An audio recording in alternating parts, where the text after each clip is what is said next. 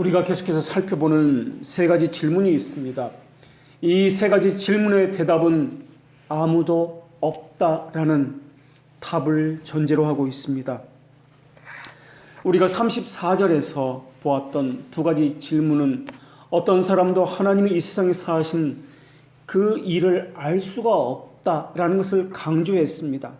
그리고 오늘 본문에서는 누가 하나님께 빚을 졌느냐, 또 하나님은 누구에게 빚을 졌느냐 하는 질문을 던지고 있습니다. 왜 하나님이 그들에게 그들의 소원을 들어주어야 하는가? 왜 하나님이 그들에게 그것을 행해야 하는가라는 질문입니다. 오직 구원은 하나님의 자비하심, 긍휼, 은혜로 말미암는 것 외에는 아무것도 없습니다. 그렇기 때문에 하나님이 어떤 사람을 다른 사람보다 더 후하게 다루신다고 해서 그것에 대해서 불평할 것이 하나도 없다라는 것입니다. 누군가에게 불평하고 원망하는 이유가 무엇 때문에 그렇습니까? 나를 도와주지 않기 때문에. 내게는 필요가 있는데 왜 나에 대해서 모른 척할까? 그런 것이 대부분의 원인 아니겠습니까? 그렇다면 하나님은 왜 우리를 도와줘야 하는 것입니까? 이유가 무엇입니까? 우리를 알기 때문에 그렇습니까? 아니면 하나님이 우리에게 빚을 졌기 때문에 그렇습니까? 도움을 주고 말고는 전적으로 하나님 마음 아닙니까? 나 여호와가 이와 같이 말하노라. 너희 조상들이 내게서 무슨 불의함을 보았기에 나를 멀리하고 가서 헛된 것을 따라서 헛된 것을 행하였느냐? 사람들은 왜 하나님을 폭군처럼 여기는 것입니까? 그 이유가 무엇 때문에 그렇습니까? 하나님이 도와주지 않기 때문에 그렇습니까? 아니면 하나님이 우리 마음대로 행하지 않기 때문에 그렇습니까? 사람들은 하나님을 향해서 왜 하나님은 내 마음대로 움직이지 않는 것입니까? 왜 내가 원하는 것을 주지 않는 것입니까? 하나님에 대해서 원망하고 불평하는 것의 대부분은 왜 하나님은 내 마음대로 하지 않느냐? 왜 내 마음대로, 내 마음이 보기에 좋은 대로 하지 않느냐고 하는 것 때문에 그렇습니다. 모든 죄는 본질적으로 하나님이 가장 선하다는 것을, 가장 큰 복이라는 사실을 잊어버리게 만드는 것부터 시작되고 있습니다. 죄가 하는 일은 하나님과 관계된 것에 반대편에 서게 합니다. 하나님의 선하다는 것을 부인하는 생각들로 가득 채워지게 하는 것으로부터 시작됩니다. 그러면서 질서를 파괴합니다. 마땅히 품어야 할 생각들을 품지 못하게 하고 있습니다. 그리고 죄는 다른 사람에게 하나님이 선하다는 것을 전해지도록 하는 것을 가로막는 일을 하고 있습니다. 내 생각은 이렇다고 하면서 하나님의 무한한 섭리, 무한한 지혜에 대해서 자신이 옳다 그르다고 판단하고 하나님의 길을 가로막기도 하고 있습니다. 그러면서 하나님의 모든 행하심은 결코 옳은 것은 아니다, 선한 것은 아니다, 우리를 복되게 하는 자유로운 것이 아니다라고 그렇게 생각합니다. 그들은 하나님이 자기를 기쁘게 해야만 한다고 그렇게 생각하고 있습니다. 기쁘게 하지 않는다면 하나님은 선한 하나님이 아니다라고 여기기 때문에 그렇습니다. 그러나 하나님이 행하시는 것들은 하나님의 선하신 지혜와 선한 의지가 만드는 것 외에는 없다는 것을 우리는 기억해야 할 것입니다. 하나님이 명령하시는 모든 것은 선한 것 외에는 없습니다. 헛된 것은 하나도 없습니다. 하나님은 불의가 하나도 없기 때문에 그러하며 거짓말을 할 수 없기 때문에 그러하며 악이 조금 더 없기 때문에 그러합니다. 다만 그것을 불의라 여기는 사람들이 있다는 것과 그것을 헛되고 악하다고 못마땅해 여기는 사람만 있을 뿐입니다. 그렇다면 하나님의 선함을 불의다고 여기는 그 사람은 누구란 말입니까? 하나님의 선하신 지혜로 행하는 모든 것들에 대해서 하나님은 왜 옳은 것을 행하지 않느냐고 묻는 그들은 도대체 누구란 말입니까? 하나님과 그 사람의 정서가 다르다면은, 하나님 하시는 일에 대해서 그것이 선한 것이 아니다라고 말을 하는 사람이 있다면은 그 사람은 도대체 누구란 말입니까? 또 어떤 사람은 하나님의 마음을 되돌리기 위해서 무언가 우리가 바쳐야 된다, 선한 일을 행해야 한다라고 이야기합니다. 우리의 기도로 하나님을 바꿀 수 있다. 우리의 섬김과 봉사로, 예배로 하나님의 마음을, 뜻을 바꿀 수 있다라고 이야기합니다. 하나님의 의지와 마음을 바꿀 수 있다고요? 그렇다면 성경에서 말하는 주권자라든지 스스로 계신다든지 이런 말씀은 거짓이 될 것입니다. 그 말은 내가 보기에 좋은 대로 하나님을 바꾸겠다라는 뜻일 것입니다. 내가 원하는 것을 이루기 위해서, 내가 보기에 좋은 대로 만들기 위해서 하나님을 달래야 된다. 하나님을 기쁘게 해줘야 된다. 하나님의 마음을 살살 긁어서 내가 원하는 것을 얻어내야 한다. 그런 마음을 가지고 그렇게 하는 것은 아닐까요? 선생님이여, 내가 무슨 선한 일을 하여야 영생을 얻으리이까? 내가 원하는 것을 얻기 위해서 조언을 구했던 젊은 관원처럼 우리는 하나님에게 나아가서 영생을 내가 얻기 위해서 무엇을 하나님께 하여야 합니까? 라고 묻고 있습니다. 내가 무엇을 얻기 위해서 내가 무엇을 하나님께 해야 하는 것입니까? 내가 합격하기 위해서, 내가 취직하기 위해서, 내가 성공하기 위해서, 내가 좋은 사람 만나기 위해서, 내가 이 질병에서 고침받기 위해서, 내가 가진 이 문제를 해결받기 위해서 나는 무엇을 해야 하는 것입니까? 우리는 수많은 것을 가지고 하나님과 협상을 하려고 하고 있습니다. 서원이라는 이름으로 말입니다. 받은 줄로 믿고 미리 감사헌금을 드립니다 라고 말입니다. 하나님은 스스로 계시는 분입니다. 스스로 계신다는 말은 어느 것에도 의존하지 않으신다라는 말입니다. 하나님의 통치권은 모든 나라와 모든 왕을 다스리는 것에서도 아주 잘 드러나고 있습니다. 오직 재판장이신 하나님이 이를 낮추시고 저를 높이시리라. 여기서 재판장이라는 이 말은 재판을 하는 행위가 말하는 것이 아니라 모든 것을 다스리는 통치자다라는 의미입니다. 사사기는 재판장이라는 이름을 가지고 있습니다. 애굽이, 바벨론 제국이, 페르시아 제국이, 로마 제국이, 몽골 제국이, 마케도니아 제국이, 오스만 트루크 제국이, 수많은 제국이 이 땅에서는 전 세계를 통치했다가 또한 이름도 없이 사라지기도 했다가 또 다른 제국이 드러나기도 하곤 했었습니다. 하나님은 주권적 행위를 통해서 얼마나 많은 이름을 사라지게 했는지 모릅니다. 정복자 고레스를 왕위에 올렸다가 내리시기도 하셨으며 애굽왕 파로의 아들과 온 제국의 창제를 죽음으로 몰아넣으신 분이 하나님이었습니다. 하나님은 또 이제 내가 이 모든 땅을 내 종 바벨론의 왕 느부갓네살에게 손에 쥐어주고라고 말씀하셨습니다. 갈대의 나라의 기한을 정해주셨고 바벨론을 바사에게 약탈당하게 넘겨주신 분이 하나님이셨습니다. 하나님은 환난도 짓고 평안도 지으신 분이십니다. 하나님 마케도니아의 알렉산더 대왕을 통해서 바사를 무너뜨리게 하셨습니다. 하나님은 사울을 내리고 다윗을 왕위에 올리신 분이기도 하십니다. 이 모든 것은 사람의 전략과 힘에서 나온 것이 아니라 오직 하나님의 지혜와 의지에서 나온 것입니다. 유다와 북이스라엘로 나뉘어진 것도 마찬가지였습니다.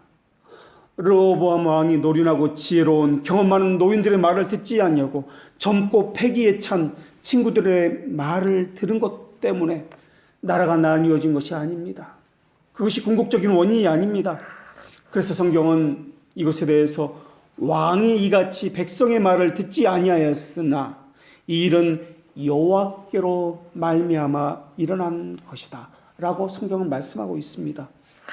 세상의 모든 나라, 그것에 일어나는 모든 일들, 이것은 주권적으로 행하시는 하나님의 손이 행하는 것들입니다. 하나님은 아합에게서 왕위를 빼앗아서 에후에게 주셨습니다. 번성한 나라들이 전쟁에서 무너진 것도 하나님의 지혜에서 나온 것입니다. 어느 나라가 기근에 전염병에 걸린 것도 그러합니다. 어느 민족이 흥하고 부한 것도 하나님의 주권이 행한 일입니다. 그래서 성경 전체 중에서 예레미야에서 전능하신 여호와라는 단어가, 그런 호칭이 가장 많이 나오고 있습니다. 나라가 망하고 포로로 끌려가고 그것을 직접 경험했던 것이 예레미야였기 때문에 그렇습니다. 여호와 기드온의 칼이 나라를 움직였고 전쟁을 승리로 이끈 것이지 장수의 모략과 그 나라의 힘의 전쟁을 승리로 이끈 것이 아니라는 것을 우리가 너무나 잘 알고 있습니다. 우리는 사람의 탐욕과 과오에만 주목하고 있습니다. 그것이 하나님의 모략에서 나왔다는 것을 늘 간과하고 있습니다. 그러다 보니까 우리는 사람을 미워합니다. 그 사람을 향해서 손가락질을 합니다. 물론 사람의 책임과 하나님의 작정은 불가분의 관계에 있습니다. 또 과오에 대한 책임도 그 사람이 마땅히 지어야 할 것입니다. 그러나 그러한 모든 것들은 하나님의 목적을 섬기기 위한 제2 원인 그리고 제3 원인에 불과하다라는 것입니다. 제1 원인자는 오직 하나님의 주권 외에는 없다라는 것입니다. 아무리 사람의 지혜와 모략이 뛰어난다 할지라도 하나님께서 그것을 틀어버리시면 그것은 이 세상에서 가장 저급한 지혜와 허튼 수가 될 것입니다. 능력과 지혜가 다 하나님께 속하였습니다. 속은 자와 속이는 자가 다 하나님에게 속하였다고 성경은 분명히 말씀하고 있습니다. 모사가 벌거벗겨 끌려가게 하시고 재판장은 어리석은 자로 만드시는 것도 하나님이십니다. 권력 있는 자를 넘어뜨리시는 것도 하나님이시요 충성된 자의 말을 물리치는 것도 하나님이십니다. 늙은 자의 판단을 빼앗으시는 것도 하나님이십니다. 귀인들에게 멸시를 쏟으시며 강한 자의 띠를 푸시는 것도 하나님이시며 어두운 가운데 있는 것을, 그 은밀한 것을 드러내시는 것도 하나님이시며 그늘을 광명한 대로 나오게 하는 것도 하나님이십니다. 민족들을 커지게 하는 것도 하나님이시며 다시 멸하기도 하시는 것도 하나님이시며 민족들을 널리 퍼지게 하는 것도 하나님이시며 다시 끌려가게 하는 것도 하나님이십니다. 만민의 우두머리의 총명을 빼앗기도 하시며 그들의 길이 없는 거친 들에서 방황하기도 하시는 것도 하나님이십니다. 빛이 없는 곳에서 캄캄한 곳을 더듬게도 하시는 것도 하나님이시며 취한 사람같이 비틀거리며 돌아다니게 하는 것도 하나님이십니다.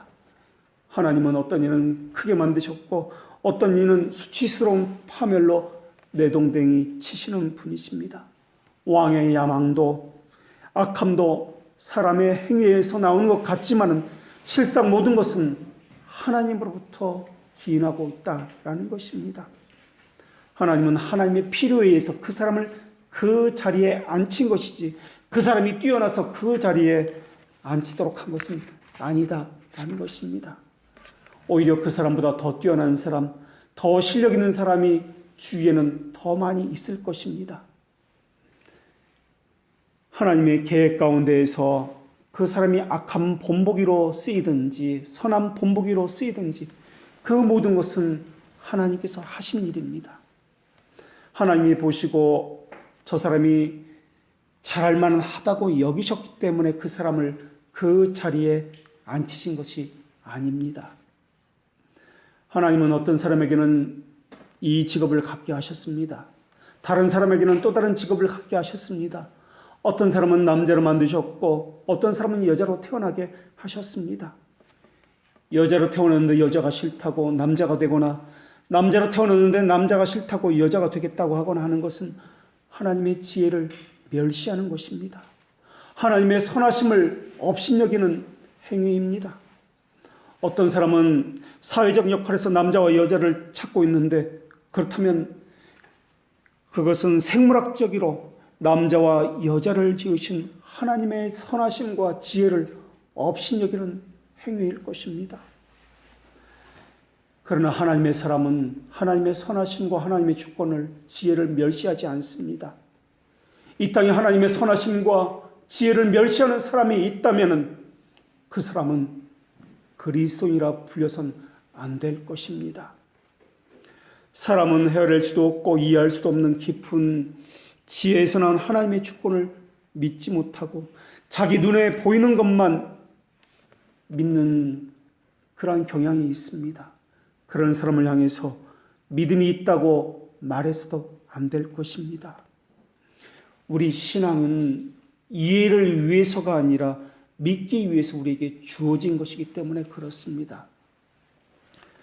탐욕스러운 왕이 오랜 시간 왕위를 유지하고 무병장수하기도 합니다.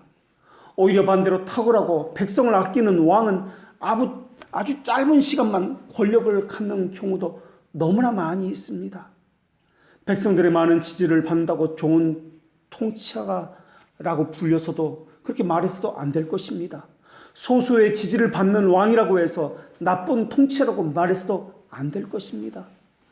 그렇다면 오히려 히틀러 시대, 무솔리니 시대나 북한 정권은 국민으로부터 수많은 엄청난 지지를 받았습니다. 그리고 그들은 법대로 행하기를 좋아합니다. 법에 의한 통치가 그들이 행하는 정치 형태입니다.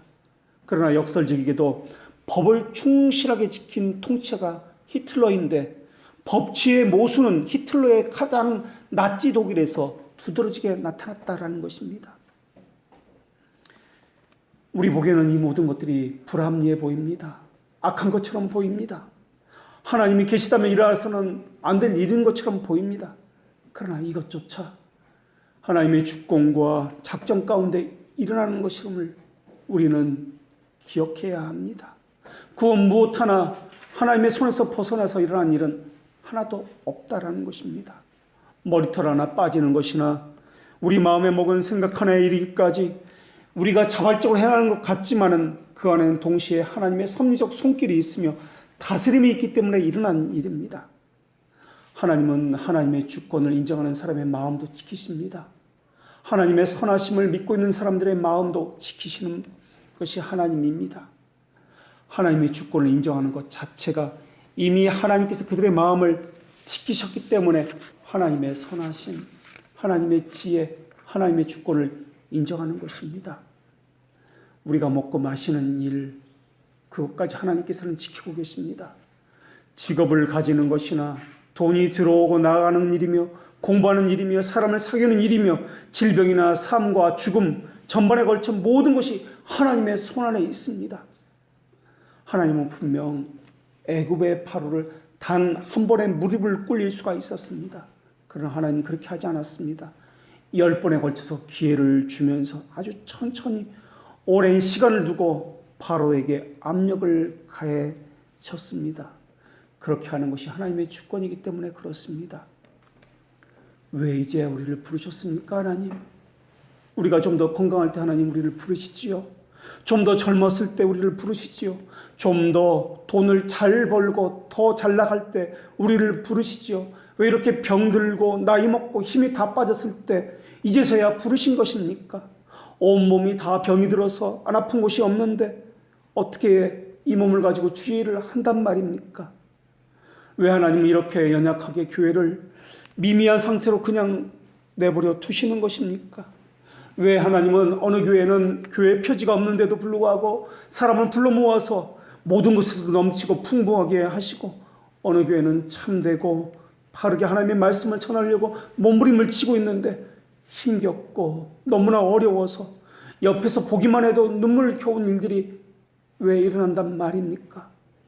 마이크도 없이 설교하는 교회를 어떻게 교회로 부를 수 있단 말입니까? 10여 년째 교인 한 명도 없는 목사를 어떻게 목사로 부를 수 있단 말입니까? 교인 한 명 달랑 놓고 15년째 설교하는 목사를 목사라 불려야 하는 것이 마땅합니까? 아니면 목사로 부름을 받지 못했으니까 그 일은 그만두고 다른 일은 찾아봐야 되는 것 아닙니까? 어느 것이 맞습니까? 아니면 교인 한 명만 있는 그러한 교회는 교회는 아니니까 그 교인 한 사람을 버려두고 큰 교회를 찾아서 청빙받아 가는 것이 맞는 것 아닙니까? 수천 명, 수만 명 교회는 그곳에서 목회하는 사람은 하루아침에 몇백 명이 나오지 않는다 할지라도 감각도 없고 무심한데 겨우 한 명만 안 나와도 고민하고 낙담하고 절망하면서 내가 하나님 앞에 무엇을 잘못했지 하면서 하나님 앞에서 울고 회개하는 목사는 도대체 누구란 말입니까?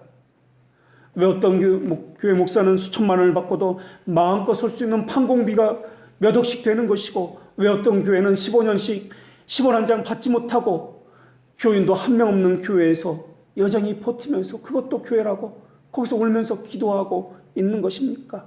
왜 오지도 않는 교회를 기다리면서 바보처럼 10여 년간을 그곳에서 버티고 기다리고 있는 것입니까? 이러한 이유를 무엇이라고, 무엇 때문이라고 설명할 수 있습니까? 우리도 그러지 않았습니까? 3, 4년 동안 교인 한 명도 없이 교회에서 그렇게 기다리면서 교인들을 기다리지 않았습니까? 그때 하나님께서 우리를 버리셨다라고 생각했습니다. 그러면서도 여기까지 이렇게 오게 된 것입니다. 어쩌면 간절히 기도하는 법을 배우게 하셨는지도 모르겠습니다. 어쩌면 자기를 의지하지 아니하고 우리 힘으로 되는 것이 아니라 하나님의 주권적인 힘으로 된다는 것을 배우게 하기 위해서였는지도 모르겠습니다. 그리고 하나님만을 의지하는 법을, 하나님만을 바라보는 법을 배우게 하기 위해서였는지도 모르겠습니다. 아니면 하나님을 사모하는 법을, 하나님이 주권자임을 인정하는 법을 배우게 하기 위해서였는지도 모르겠습니다. 그것이 무엇이든 하나님을 주권자이십니다. 그 사람과는 전혀 상관없이 하나님은 하나님만을 의지하는 사람을 만드시는 것이 하나님의 방법입니다. 그런데 어떤 사람은 하나님을 의지하기보다는 사람과 목사를 신령하다고 의지합니다. 눈에 보이는 허울 좋은 숫자를, 외형적인 번성을 의지합니다. 그러면서 그것이 하나님과 함께하는 증거라고 숫자와 외형과 규모를 자랑합니다. 역사를 보십시오. 그 숫자, 외형, 규모, 그 크기 얼마나 오래 갔습니까? 그 수많은 제국의 영화는 도대체 얼마나 오래 갔습니까? 아직도 우리의 귀에 그 제국의 놀라운 영광에 그것이 들려지고 있는 것입니까? 주권자의 손이 행하신 일들을 생각하는 것이 수많은 뛰어난 연설가의 말을 듣는 것보다 더 큰 힘을 주고 있습니다. 그렇기 때문에 우리는 하나님에 대해서 불평하는 법을 배우기보다는 하나님의 주권에 대해서 묵상하는 법을 배워야 하는 것입니다. 선하신 하나님이라고 우리는 고백하고 있습니다. 하나님 모든 것을 하나님의 지혜 가운데 완전하고 완벽하게 행하신다라고 우리는 고백하고 있습니다. 정말 우리의 삶도 그러한 고백적인 삶을 살고 있나요? 입술 고백 따로, 삶의 고백 따로 이렇게 나뉘어져서 있지는 않나요? 받은 것 때문에 감사한 법을 배우는 것이 아니라 하나님께서 통치하기 때문에 감사하는 법을 배워야 되는 것 아닐까요? 그것이 그리스도인이라 불리는 사람들의 자세가 아닐까요? 받지 못해도, 아니 빼앗겨도 감사하는 법을 배워야 되는 것 아닐까요? 그것이 신자의 모습 아닐까요? 그래서 우리 신앙의 선배들은 빼앗기고 억압당하고 목숨을 잃는 그 순간까지 찬양을 하면서 감사하다는 고백을 하면서 기쁨으로 죽어갔다는 것 아니겠습니까? 목이 잘려갔습니다. 불에 타 죽었습니다. 톱으로 켜짐을 당했습니다. 피부가 벗겨지고 이 속에 있는 내부 장기가 하나씩 하나씩 잘리고 뽑혀 죽는 그 순간에도 하나님을 찬양했습니다. 우리는 우리에게 주목하기 때문에 그렇게 되는 것은 너무나 억울한 일이라고 그렇게 원망하고 불평할지도 모르겠습니다. 그러나 하나님은 그 모든 것을 전체 속에서 바라보시며 하나님의 선하신 지혜 가운데서 그것을 행하신다는 것을 우리는 믿고 고백하고 있습니다. 이외에도 하나님의 주권을 나타내는 수많은 증거들이 있습니다. 하나님은 어떤 사람에게는 간구하게 하시고 어떤 사람에게는 회개하게 하십니다. 또 어떤 사람은 자신의 그 고집대로 여전히 행하도록 내버려 두시고 어떤 사람은 자신의 부패한 그 생각이 옳다고 믿게 내버려 두시기도 하십니다. 하나님 어떤 사람에게는 하나님을 아는 더 많은 지식을 주시고 어떤 사람에게는 무지 맹목적인 것, 어둠 가운데에서 자기가 믿고 싶은 대로 그대로 믿게 만들고 있습니다. 그래서 거짓된 것을 붙들게 하고 있습니다. 허튼 것을 믿게 하고 있습니다. 평생을 위해서 주를 위해 섬긴다고요. 실상은 부패한 본성대로 그대로 내버려진 것입니다. 자기 보기에 좋은 대로 예배하고 있는 것입니다. 자기가 원하는 대로 섬기고 하나님을 만들어서 우상 숭배를 하고 있는 것입니다. 그들은 몇십 년 동안 그렇게 신앙생활을 했습니다. 주여 주여 했기 때문에 그들의 신앙이 옳은 것이라고요? 천만에요. 그들은 어쩌면 단 한 번도 자신의 신앙이 잘못되었다고 생각해 본 적도 없을 것입니다. 그저 주여 주여 했다라고 자신은 하나님 백성이요 참된 신앙을 가졌다라고 말했을지도 모르겠습니다. 전 세계적으로 지구가 평평하다고 믿는 사람들의 모임이 있습니다. 이들은 매년 모여서 국제 컨퍼런스를 그렇게 개최합니다. 올해도 미국에서 국제 컨퍼런스를 개최했습니다. 그들은 거기서 모여서 지구가 평평하다는 그 사실을 과학적인 자료와 데이터를 가지고 서로 제시하고 연구하고 발표하는 그러한 모임입니다. 이들은 과학적으로 지구가 둥글다고 하는 사람들, 그러한 자료들, 그러한 사진들은 사람들을 다 속이기 위해서 사람들이 조작해낸 것이다 라고 믿고 있는 사람들입니다. 그들은 자신의 감정, 직관을 신뢰하는 사람입니다. 끊임없이 의심하는 사람들, 이러한 사고를 가진 것이 건강하다라고 그들은 생각합니다. 그들이 얻은 지식은 모두 유튜브를 통해서 얻은 지식입니다. 그런데 그렇게 지구가 평평하다고 믿는 사람들의 대부분이 60% 이상이 학력이 대졸자 이상이다라는 겁니다. 평균보다 더 높은 지식을 가진 사람들이 지구가 평평하다라고 믿고 있습니다. 이런 일들이 오늘날 기독교에서도 똑같이 일어나고 있습니다. 그들은 성경을 근거로 이야기하는 것이 아니라 자신의 직관, 감정, 체험, 자신의 생각을 가지고 신앙생활을 하고 있습니다. 교회를 다니면서도 자신이 다니는 교회가 정말 성경적인 참된 교회인지 의심 한번 해보지 않았습니다. 자신이 가진 신앙에 대해서 이것이 성경적인지 살펴본 적이 없습니다. 그저 주여 주여 한다라고 참된 믿음을 가졌다고 자기는 생각합니다. 보라, 이렇게 많은 사람들이 함께 예배하고 있는데 이것이 하나님께서 함께 하신 증거가 아니고 무엇이겠는가? 하나님은 어떤 사람에게는 무지 어둠을 주어서 거짓과 속임과 짝하게 내버려 두고 계십니다. 또 어떤 사람은 그저 자신이 교회에 다닌다는 것에서 보람을 찾게 만들고 있습니다. 또 어떤 사람은 무언가 교회를 위해서 자신이 일을 하고 있다는 것, 자신의 행위에서 위로와 기쁨을 찾고 있습니다. 그들은 하나님에게서 기쁨을 찾는 자들이 아닙니다. 자신이 행한 종교적인 어떤 것에서 성취와 업적에서 위로와 만족을 얻고 있는 것입니다. 주님이 주신 진리에서 기쁨을 찾아야 하건만 자신이 행한 업적과 성취한 숫자에서 기쁨을 찾고 있습니다. 하나님, 어떤 사람은 여전히 어둠 속에 머물게 하고 있습니다. 하나님, 어떤 사람은 하나님이 정하신 때까지 연단과 환난과 고통을 겪게 하고 계십니다. 그리고 하나님 모든 사람에게 빚을 주시는 분은 아닙니다. 하나님 어떤 사람에게는 먹을 것을, 모든 것을 먹을 만한 믿음을 주시고 어떤 사람에게는 믿음이 연약하여 이유식과 채소만 먹을 수 있게 하시는 분이십니다. 하나님은 어떤 사람에게는 해의 영광을 주시고 어떤 사람에게는 달의 영광을 주시는 분이십니다. 하나님은 어떤 사람은 제자로 삼아주셨건만 어떤 사람은 예수님을 파는 사람으로 예정해 놓으셨습니다. 베드로는 유대인이었습니다. 그렇기 때문에 우리 유대 민족의 전통을 유지해야 된다고 생각했던 사람이었습니다. 마치 우리가 한국의 전통을 고수해야 한다고 여기면서 조상의 숭배를 유지했던 것처럼. 그러나 바울은 똑같은 유대인이었습니다. 바울은 하나님의 말씀이 아닌 것은 제거해내려고 했습니다. 그리고 하나님의 말씀대로 하려고 했습니다. 그것으로 인해서 베드로는 바울에게 외식자라는 책망을 들어야만 했습니다. 교회에도 어떤 이에게는 하나님께서는 지혜의 은사를 주셨습니다. 어떤 이에게는 영분별의 은사를 주셨습니다. 어떤 이에게는 믿음의 은사를 주셨습니다. 왜 이렇게 이 사람에게는 어떤 은사가 주어졌고 저 사람에게는 저런 은사가 주어졌습니까? 이 모든 것이 하나님의 주권적인 행하심 때문에 그렇습니다.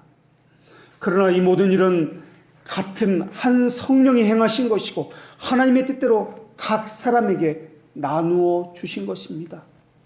그래서 어떤 사람은 이것에서 부족하고 또 어떤 사람은 저것에서 부족합니다. 그러나 어떤 사람은 이것에서 남들보다 탁월하고 또 어떤 사람은 저것에서 남들보다 탁월합니다. 왜 하나님이 부사랄과 오홀리압에게는 새기는 은사와 성막에 정교한 물건을 만드는 은사를 주시고 다른 사람에게는 주시지 않으셨습니까? 우리 가운데 어떤 사람에게는 왜 기계나 전기를 잘 다루는 수 있도록 은사를 주셨고 어떤 사람에게는 다른 사람을 잘 살피고 위로하는 마음을 주셨습니까? 왜 또 어떤 사람에게는 다른 방면의 재주가 있게 하셨습니까? 이 모든 것은 하나님이 주권적으로 하신 것입니다. 그리고 하나님께서는 유기적으로 혼자가 아니라 하나의 교회를 만들기 위해서 했습니다. 우리 모두 함께를 이루게 하기 위해서였습니다. 왜 하나님은 어떤 사람에게는 천국의 비밀을 허락하시고 어떤 이에게는 허락하지 않으신 것입니까? 나이가 많다고요? 어른이라고요? 지혜와 경험이 많다고요? 어린아이에게는 설교도 어렵다고요? 어린아이들은 집중력이 부족해서 하나님의 말씀을 잘 듣지도 않는다고요? 어린아이는 하나님을 잘 만날 수 없다고요. 그렇기 때문에 그렇다면 하나님은 왜 교회에서 가장 큰 어른이고 제사장이었던 엘리에게는 아무것도 계시하지 않으신 것입니까? 왜 가장 어리고 연약하고 아무것도 모르는 나이가 가장 어린 그 사무엘에게는 하나님께서 말씀을 주시고 그를 만나 주신 것입니까? 하나님은 하나님이 기뻐하시는 일을 행하실 분입니다. 나이와 상관이 없습니다. 능력과도 상관이 없습니다. 하나님은 어떤 사람은 나라를 다스릴 역량을 갖고 있지 않아도 그 사람에게 나라를 맡깁니다. 어떤 사람은 나라를 다스릴 역량이 있는데도 불구하고 그 사람에게 나라를 맡기지 않습니다. 지혜롭고 슬기로운 자에게는 숨기시고 어린아이에게는 나타내신 것이 하나님의 주권입니다. 사람은 하나님을 판단합니다. 어린아이는 안 된다. 이것은 안 된다. 저것은 안 된다. 하나님의 말씀을 멸시합니다. 그리스도인이라면 과연 그럴 수 있을까요? 윤리도덕적으로 뛰어나고 성경적인 지식도 뛰어납니다.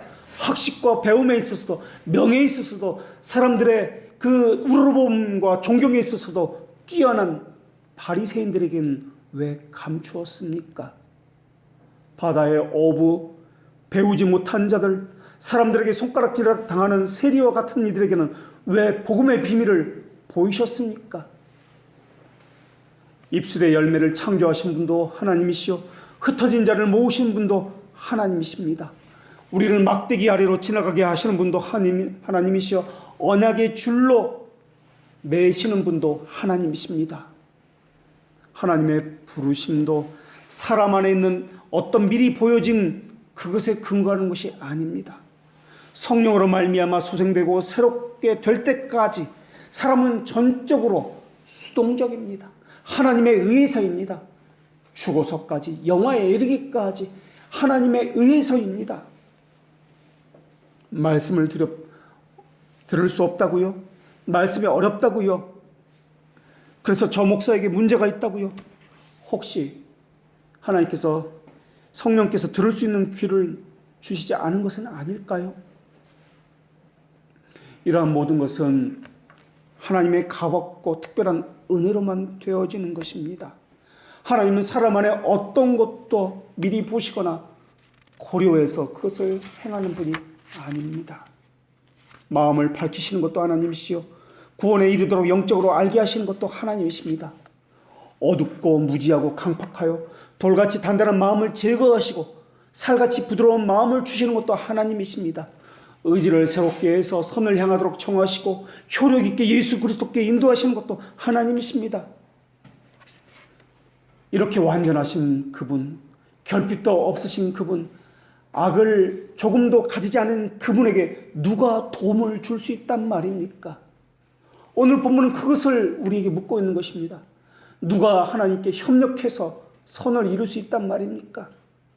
내가 무엇을 가지고 여호와 앞에 나가서 높으신 하나님을 경배할까? 여호와께서는 천천의 수양이나 만만의 강물 같은 기름을 기뻐하실까? 우리의 허물을 위하여서, 우리의 마다를, 내 영혼의 죄를 위해서 내 몸의 열매를 드리면 하나님이 기뻐하실까? 우리에게 묻고 있습니다. 바울로 하여금 비두니아 대신 마게도니아로 가게 하신 것도 성령님이십니다. 이 모든 것이 하나님의 절대적인 기쁘신 뜻 외에는 달리 설명할 길이 없습니다. 하나님은 비를 어느 도시에는 내리게 하시고 어느 도시에는 눈을 내리게 하시는 분이십니다. 어떤 사람에게는 하나님은 기쁨을 내리시는 분이시고 어떤 사람에게는 고민과 아픔을 내리시는 분이십니다. 그래서 어떤 사람은 교회를 아파하게 하고 어떤 사람은 자기 이익을 위해서 그 이익을 이용하고 얻기 위해서 교회를 다니고 있습니다. 때와 시기는 아버지께서 자기 권한에 두셨거니와 라는 말씀처럼 하나님은 모든 것을 하나님의 주권적인 뜻에 의해서 행하고 계십니다. 유대인의 마음에 아직도 장막이 덮여있는 이유가 무엇 때문에 그렇습니까? 하나님이 이스라엘의 소망과 민족의 회심에 대해서 이토록 유대인을 향해서 방치하고 계신 이유는 무엇 때문에 그렇습니까? 아직도 이날에 교회를 미워하는 이들이 있는 것이, 욕하고 손가락질하는 이들이 있는 것이 무엇 때문에 그렇습니까? 이 모든 것은 하나님의 숨겨진 비밀적 이유 때문에 그렇습니다. 하나님의 주권 때문에 그렇습니다. 그것에 대해서 우리는 무엇이라 원망하거나 미워할 수 없다라는 것입니다. 하나님의 통치는 사람들의 생명을 쥐고 있는 것에서도 나타났습니다. 태어나는 것에 순서가 있지만 죽는 것에는 순서가 없다는 것을 우리는 너무나 잘 알고 있습니다. 지금이라도 벽제 화장터나 용밀히 납볼 땅에 가보시면 너무나 어리고 젊은 나이에 죽은 사람들이 많다라는 것을 알 수가 있습니다.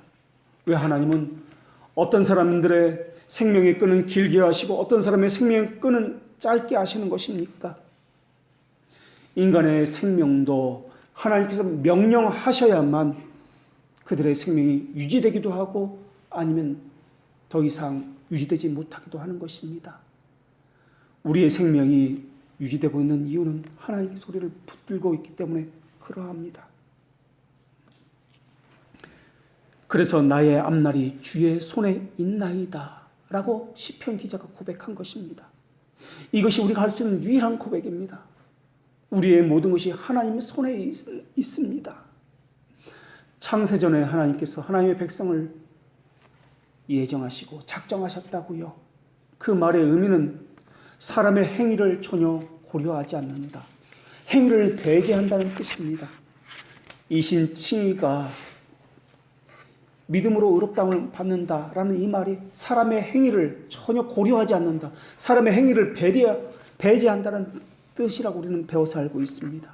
그래서 복음을 하나님의 비밀이다라고 불려주고 있습니다. 하나님의 영은 아버지로서 사람들의 심령에 존재할 뿐만 아니라 영향력까지 주고 계십니다. 하나님은 사람의 의지 안에 하나님의 기뻐하시는 그 어떤 기질까지 불어넣어 주십니다. 그리고 의지를 자연적인 것이든 초자연적인 것이든 하나님의 기뻐하시는 내재적인 습관들로 가득 채워주시는 분이십니다. 그래서 하나님이 기뻐하는 것을 나도 기뻐하게 만드시는 분입니다. 그래서 하나님께서 원하시는 것을 나도 원하게 만드시는 분이 하나님이십니다. 그래서 하나님의 선하신 목적을 위해서 우리가 달려가며 그것을 바라보도록 하게 하시는 것이 하나님이십니다. 사람들의 심령의 바퀴가 하나님을 싫어하거나 하나님을 사랑하거나, 하나님을 사랑하는 기질은 하나님께서 그들에게 하나님을 사랑하는 기질을 넣어주셨기 때문에 그러하며, 하나님과 관계된 모든 것을 싫어하고 적대적인 것은 하나님께서 하나님을 사랑하는 기질을 넣어주지 아니하고 그들의 본성 그대로 두셨기 때문에 그렇습니다. 그래서 사람들이 교회에서 봉사하는 것, 교인들에게 밥을 사주는 것, 교제하는 것, 이런 것은 다 할 수가 있습니다. 그러나 하나님과 관계되는 것, 이것은 본성상 싫어하기 때문에 하지 못하는 겁니다. 그래서 교회를 옮기는 이유 교회를 그만두는 이유, 다른 이유 때문이 아닙니다. 설교를 듣는 것 때문에 그렇습니다. 교리 공부를 하는 것 때문에, 그것 때문에 교회를 옮기고 그만두는 것입니다. 같은 시간이어도 연속극을 보는 것은 너무나 시간이 금방 갑니다. 그러나 설교나 교리 공부는 내 정서와 이 하나님의 정서가 어울리지 않기 때문에 지루합니다. 죽을 만큼 싫습니다. 그래서 회심치 않은 본성 때문에, 하나님과 정서가 다르기 때문에 그것을 싫어해서 견뎌내지 못하는 것입니다. 하나님의 영이 함께 하시면, 그러나 다른 어느 시간보다도 그 시간이 꿀맛 같아지고 행복해집니다. 그것 때문에 교회를 다니는 겁니다. 그래서 마르다가 되어서 밥을 하고 섬기는 대신에 마리아가 되어서 하나님 말씀 듣는 것을 더 좋아서 이것을 택하는 것입니다. 이것이 바로 느헤미야가 택한 방식입니다. 느헤미야는 자신이 왕에게 받는 총애 때문에 예루살렘 성벽을 건축하는 것이 나왔다고 여기지 않았습니다. 자신이 논리적이고 설득력 있게 왕을 설득했기 때문에, 간청했기 때문에 이런 결과가 나왔다고 생각하지 않았습니다. 느헤미야는 왕의 마음을 다스리는 하나님의 절대적인 능력에서 예루살렘 이 성벽을 건축하는 일이 나왔다고 믿었습니다. 그래서 느헤미야는 왕에게 탄원하기 이전에 먼저 하늘의 왕에게 탄원하기 위해서 하나님 앞에 묵도를 하였던 것입니다. 사람의 머리카락 한 올마저 하나님의 주권적인 돌보심 아래에 있습니다. 하나님은 거대한 가족의 가장으로 계시며 그분을 아버지다라고 부르고 있습니다. 그리고 그 아버지는 하나님이 기뻐하시는 대로 모두에게 각자의 일을 나눠주십니다. 하나님의 통치권은 모든 사람들에게 세상에서 해야 할 일과 위치를 정해주는 곳에서도 나타나고 있습니다. 예수님이 고난받으신 그 시간, 그 날짜, 그 모든 행위를 정하시는 것도 하나님께서 정하신 것입니다. 바울을 구별해서 복음을 전한 자로 삼으신 것도 하나님의 주권적인 택정하심이었습니다. 사람의 거주를, 그 경계를 한정하는 것도 하나님이십니다.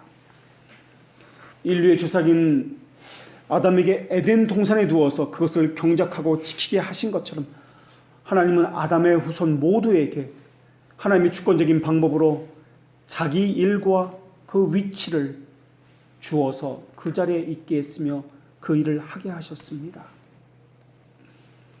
우리는 진흙이요 주는 토기장이시니 우리는 다 주의 손으로 지으신 거니이다.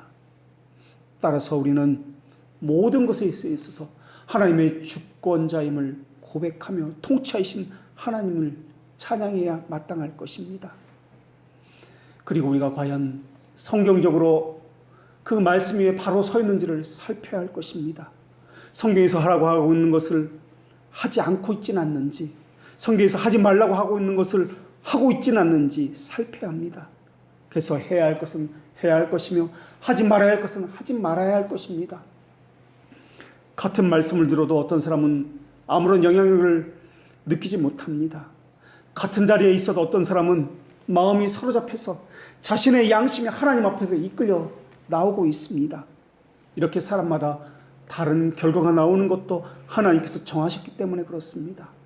그렇기 때문에 누구를 미워하는 것, 원망하는 것, 시기하는 것, 이것은 하나님의 통치를 멸시하는 행위입니다. 하나님이 베풀어 주신 것을 하나님의 영광이 정하신 목적대로 사용하지 않는 것도 하나님의 다스림을 멸시하는 것입니다. 청직이라는 본분을 잃어버리고 물질과 소유를 하나님을 위해 쓰지 아니하고 자기 것이라 여기는 것도 하나님을 멸시하는 태도입니다. 눈에 보이는 것, 그 보이는 대로 믿는 것도 하나님을 믿지 못하는 불신앙의 행위이며, 오래 참지 못하는 것도 그러하며, 상황에 따라서 쉽게 분노하는 것도 그러하며, 이 모든 것이 하나님의 선하심과 지혜를 믿지 못하는 불신앙에서 나오는 것입니다. 우리는 선하신 하나님을 고백하고 있습니다. 전능하신 하나님을 고백하고 있습니다. 그렇다면 이 땅에 있는 모든 일들이 우리 보기에는 악하다 여기는 그것이라 할지라도 하나님의 선하심이 나타난다고 믿어야 되는 것 아니겠습니까? 혹시 내가 보기에 좋지 않다고 악하다고 생각하고 있는지요? 그 안에서 역사하시는 하나님의 손을 보지 못했기 때문에 악한 것인가요? 그 안에 움직이는 하나님의 전능하신 능력을 보지 못하기 때문에 하나님은 능력이 없고 이것은 할 수 있지만 저것은 할 수 없는 것인가요? 악을 선으로 바꾸신다는 그 말씀은 우리가 믿지 못하는 것인가요? 내 이성적 판단이 하나님의 지혜보다 더 뛰어나고 더 옳은 것인가요? 성경이 말씀하는 대로가 아니라 내가 경험한 종교적 전통, 관습, 장로들의 유전을 성경이라고 믿고 있지는 않는지 또한 돌아봐야 할 것입니다. 하나님의 일하시는 방식을 우리의 이성으로 제한하고 있지는 않는지, 하나님이 하고자 하는 일에 대해서 우리 생각으로 판단하고 그것은 하나님이 하시는 일이니 나는 아무것도 할 수 있는 게 없어라고 하면서 율법 폐기론자처럼 하고 있지는 않는지 돌아보아야 할 것입니다. 그들은 이렇게 말합니다. 그러나 그들이 말하기를 이는 헛되니 우리는 우리의 계획대로 행하며 우리는 각기 악한 마음이 완악한 대로 행하리라 하느니라.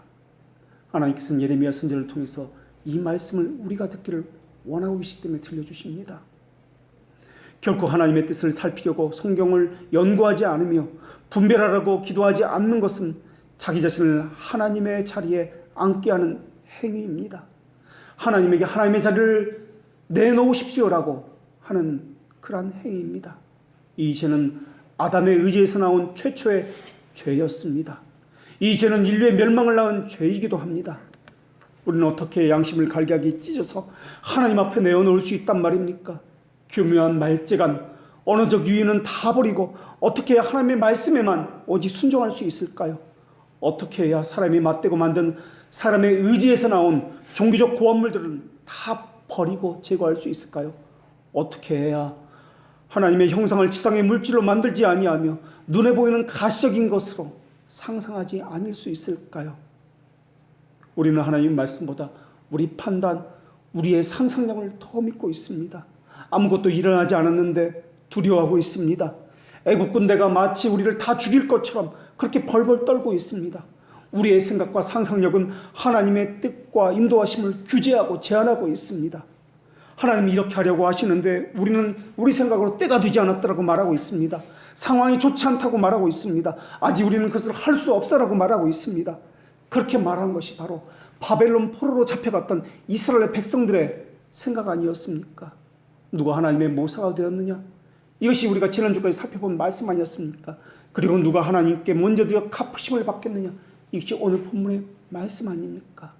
하나님은 스스로 존재하는 분입니다. 그 누구에도 무엇에도 의존하지 않는 분입니다. 오직 하나님의 뜻만이 이루어집니다. 그런데 우리는 우리 보기에는 우리가 메뚜기 같습니다라고 말을 하고 있습니다. 그런데 우리에게 중요한 것은 우리가 누구인지 중요한 것이 아니라 하나님이 어떤 분인지 이것이 더 중요한 것 아니겠습니까? 우리 형편이 이렇습니다. 우리는 아직 준비가 되지 않았습니다. 우리는 상황적으로 너무 어렵습니다. 이 말을 한 것이 누구입니까? 가나안의 정탐꾼들이 한 말 아닙니까? 그러나 여호수아와 칼렙이 주목한 것이 무엇입니까? 자기 상황입니까? 내 위치, 내 형편이었습니까? 아니었습니다. 오직 하나님의 언약의 말씀, 이것을 주목한 것 아니겠습니까? 내가 너희에게 주리라 한 그 땅을 정탐하라. 이것이 이스라엘 백성들에게 주신 하나님의 말씀이었습니다. 내가 너희에게 주리라 한 그 땅을 정탐하라. 그거면 된 것입니다. 내가 너희에게 주리라 한 그 땅, 그 말씀이면 된 것입니다. 정탐할 그 땅을 하나님께서 주겠다고 약속하신 그 땅이었습니다. 그런데 우리는 무엇이라고 이야기합니까? 우리 상황은 안 좋습니다. 우리 처지는 안 좋습니다. 형편은 나쁩니다. 우리는 메뚜기 같습니다. 저들은 힘이 세 보입니다. 우리가 어떤 사람처럼 말하고 행동해야 하는 것입니까? 10명의 정탐꾼처럼 말하고 생각하고 행동해야 하는 것입니까? 아니면 여호수아와 칼렙처럼 말하고 행동해야 하는 것입니까? 다수로 하자고요. 그게 민주주의자라고요. 다수로 했다면 이스라엘은 어떻게 될 뻔했습니까? 그 12명은 각 지파에서 선정하고 선별한 가장 똑똑하고 가장 유능한 지혜로운 지휘관이었습니다. 각 지파별로 한 명씩 뽑아서 그래서 12명을 그 가나안 땅을 정탐하게 한 것입니다. 그들에게 부족한 것이 무엇이었습니까? 상황적인 판단이 부족했습니까? 지혜가 부족했습니까? 그들의 학식과 경험이 부족했습니까? 그들은 보고 들은 대로, 눈에 보이는 대로 정확한 지식에 근거해서 정확한 판단을 내렸습니다.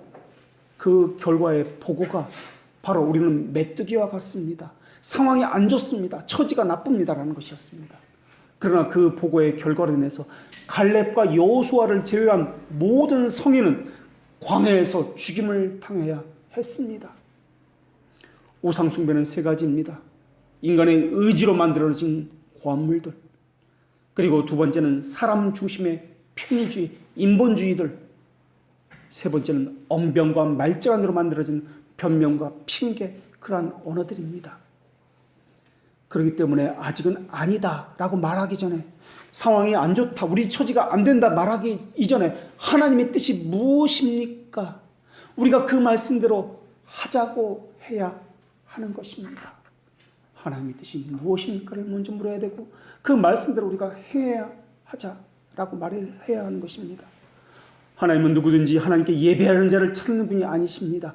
하나님의 뜻대로 예배하는 자를 찾으시는 분이십니다. 자기의 생각과 자기 판단대로 하는 것은 신앙생활이 아닙니다. 하나님의 뜻대로 행하는 것이 예배며 신앙생활입니다. 기도하겠습니다.